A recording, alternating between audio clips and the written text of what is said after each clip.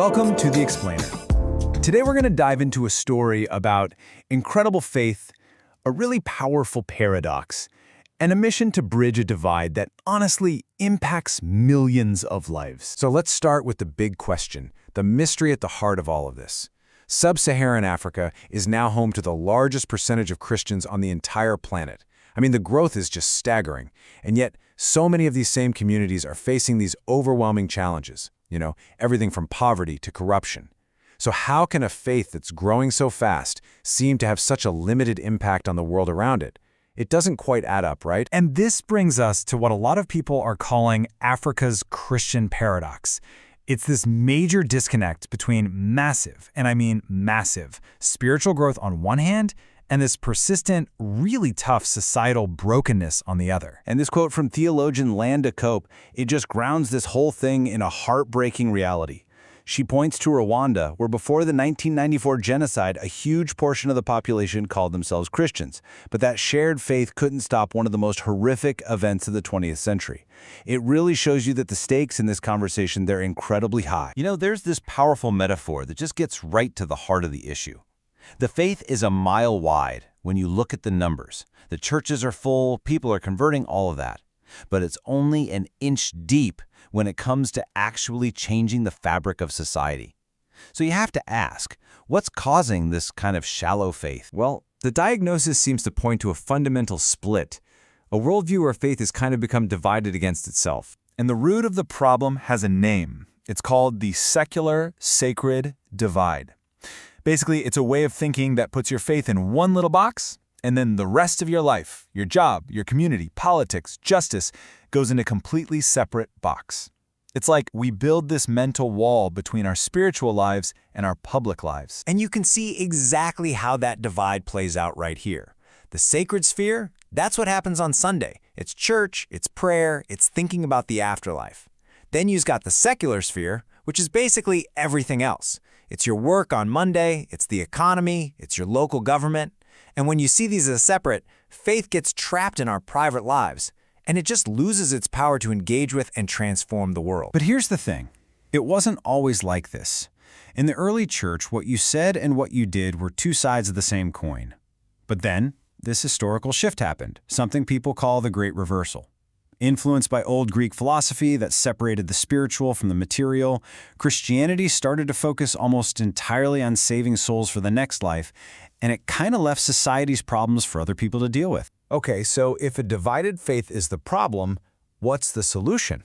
Well, the answer seems to be in an idea that's all about putting back together what was torn apart. And that solution has a name. It's integral mission, or, in the original Spanish, misión integral. The term was coined by the great Latin American theologian C. Ray Padilla, and it's a completely holistic vision. It says that sharing the good news and working for social justice, they aren't two different jobs. Nope, they are one and the same mission. So how does this actually work? Well, a fantastic way to think about it is to see Jesus in his dual role as both priest and king. As priest, he offers salvation and reconciles us to God. That's the evangelism part we know. But as king, he has authority over all of creation and calls us to bring justice and healing to our societies. Integral mission says you need both of these truths held together in this healthy, dynamic tension. And to really make this idea stick, Padilla himself gave us this perfect, unforgettable metaphor. He said that evangelism and social action are like the two wings of an airplane. You absolutely need both to fly. If you only have one, you're just going to end up spinning in circles. Now, this all sounds really good in theory, right? But is it actually working? What do the leaders on the ground in sub-Saharan Africa say about the barriers they're really facing? Well, some new research gives us a really clear and honestly kind of shocking picture. So researchers went out and surveyed Christian leaders all across the continent, and they asked a really simple question. What are the biggest challenges you face when it comes to getting training? And this chart shows what they said. You can see a few different things listed, from logistical problems to a lack of local development, but one answer right there at the top. It was chosen by almost everyone. Get this, 94.4%. That's how many leaders said that financial challenges are the single biggest barrier stopping them from getting deeper training. The cost of tuition, travel, even just books. It's a massive, massive hurdle. And it goes even deeper than that. When they were asked specifically what stops them from putting integral mission into practice, the answers weren't theological, they were really practical. As you can see here, a huge 80% pointed to the number one barrier, leadership and empowerment challenges. And then over 64% pointed to the second one, just a simple lack of practical models to follow. They need to see how it's done, and they need to feel empowered to actually go and do it. And this brings us right back to where we started. When they were asked why there's this lack of understanding, the reasons are almost perfectly split into thirds. The chart shows it all. 34% said the focus is just too narrow. It's only on personal salvation. Another 33% said it's a lack of access to teaching on this stuff. And 32% said they just don't have practical models. So it's clear the exact secular-sacred divide we talked about is being reinforced by the kind of training that's available. Okay, so the problem is clear, and the barriers are very, very real.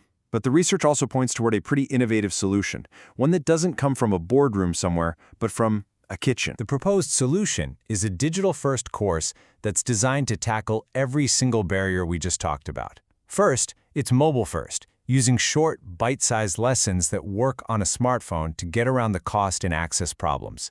Second, it's co-created with African leaders, not just for them, which makes sure it's culturally relevant. Third, it's super practical, filled with the real-world case studies leaders are asking for. And finally, it builds a community of support through mentorship and coaching. And this whole idea is wrapped up in this incredible quote from a Ghanaian pastor. He said, "It is good if you invite me to your table, but it is far better if you invite me into the kitchen." See, for too long, solutions have just been served up from the outside.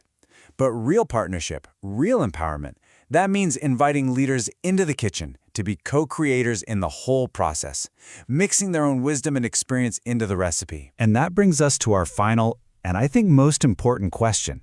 What if we've been focused on the wrong thing this whole time?